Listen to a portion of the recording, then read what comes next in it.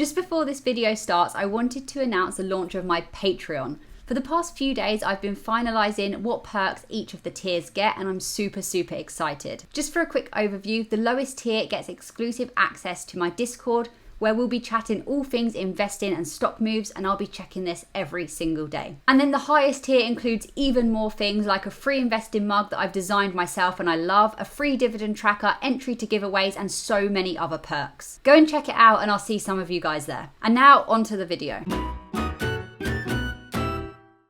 I've always advocated for the use of a stocks and shares ISA in the UK or the equivalent tax-efficient investment account wherever you are in the world. But changes have now been made and it's become more crucial than ever to keep as much of your investment portfolio inside of an ISA. An individual savings account, so an ISA, is a tax-efficient account that you can have here in the UK. And the one we're particularly interested in as investors is a stocks and shares ISA. This is a type of account that you can hold a range of different investments, including stocks, bonds, and funds. And the best part is that any returns you earn are tax-free. You can open one of these ISAs with most banks, most building societies, and other financial institutions in the UK. But a lot of people these days decide to open a stocks and shares ISA with an online brokerage. The amount you can contribute to a stocks and shares ISA in one tax year sits at £20,000. And it's been that way for the past few tax years, and it looks like it's going to stay that way for the 2022-2023 tax year. When you're a UK investor, you need to care about two main types of tax: capital gains tax and dividend tax. Capital gains tax is a tax on the profit you make when you sell an investment at a higher price than what you bought it for. In the UK, capital gains tax is generally paid on the sale of assets such as stocks, shares, and properties. If you pay £5,000 for a particular number of shares of a company,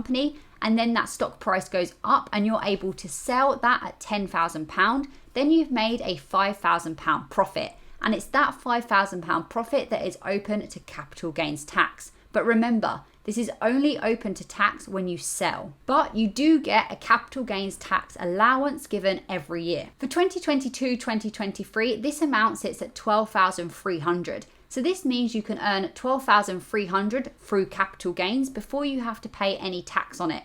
And this was the same amount as last year. The amount of capital gains tax that you'll actually need to pay depends on your personal tax rate and the amount of profit that you made. The tax rates for capital gains tax in the UK are as follows: 10% if your overall annual income is below $50,270, and 20% if your overall annual income is above that $50,270 threshold. And now on to dividend tax, but very shortly I'm going to tell you exactly why it's so important to have an ISA in the upcoming years, because things have changed. Dividend tax is exactly what it says on the tin. It's the tax you have to pay on the dividends that you make. Dividends are payments made to shareholders out of a company's profit. As has been the case since 2018 to 2019 tax year, the dividend tax allowance sits at £2,000 per year moving into 2022-2023. So anything after that £2,000 will be taxed. And this will depend on your tax band. For example, if you earn $52,000 a year and you make $3,000 in dividends per year, then the first $2,000 will not be taxed, as this is your allowance.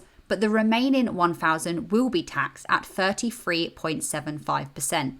This is on top of the normal tax that you're going to get on your wage. Having an ISA does protect you from this tax somewhat. Like I said earlier, you can invest up to £20,000 per year into an ISA and you will not have to pay any capital gains tax or dividend tax on that amount. If you're investing anything above £20,000 per year, then it's going to have to sit outside, such as in a general investment account, and that money will be eligible to be taxed. But now let me tell you why it's going to be more important than ever to have an ISA. The government's proposal is to reduce the annual tax-free exemptions over the next 2 years.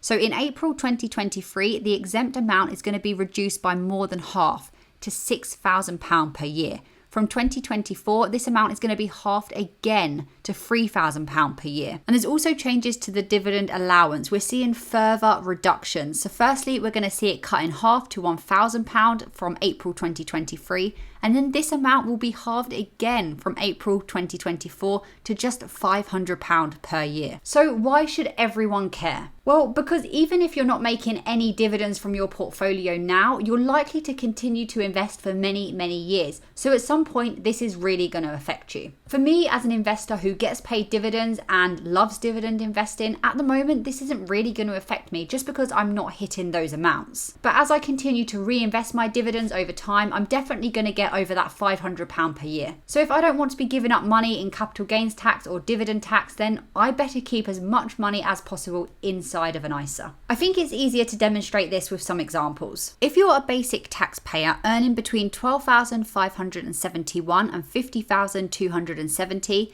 and you make a profit of £30,000, here is how much you'd pay in the different tax years with these upcoming changes. In 2022-2023, you'd be paying capital gains tax on £17,700 of this amount, because you'd get the initial £12,300 in the allowance. And with the basic rate of 10%, you'd be paying £1,770 in capital gains tax. Moving on to 2023-2024, you'd now pay capital gains tax on £24,000 of it, resulting in a payment of £2,400. And this is where it gets quite bad. In 2024 to 2025, you'd pay capital gains tax on £27,000 of this profit, meaning you would be hit with a bill of £2,700 to pay. A £2,700 tax bill coming through does not sound fun, especially given that this is avoidable by using an ISA. And just imagine this if you were selling way more of your portfolio. And now let's look at an example of dividend tax and how this is changing. Let's say you make £5,000 a year in dividends. In 2022-2023, you'll be paying dividend tax on £3,000 of it, because you're getting that initial £2,000 in allowance. And as a basic rate taxpayer, you'll be paying 8.75% of the £3,000, which will give you a bill of £262.50. In 2023-2024, you'll be paying it on £4,000, which will equate to a £350 bill. 2024-2025, you'll be paying it on pretty much the entire amount, £4,500. And this means a tax of £393.75. Paying £262.50 compared to £393.75 is quite a difference. Think of that difference scaled up, especially if you're trying to make dividends a proper income stream. I don't know about you guys, but I am definitely going to be prioritizing putting as much of my investments inside of an ISA moving forward. Go check out my Patreon and check out the different perks on offer, and I'll see some of you guys there.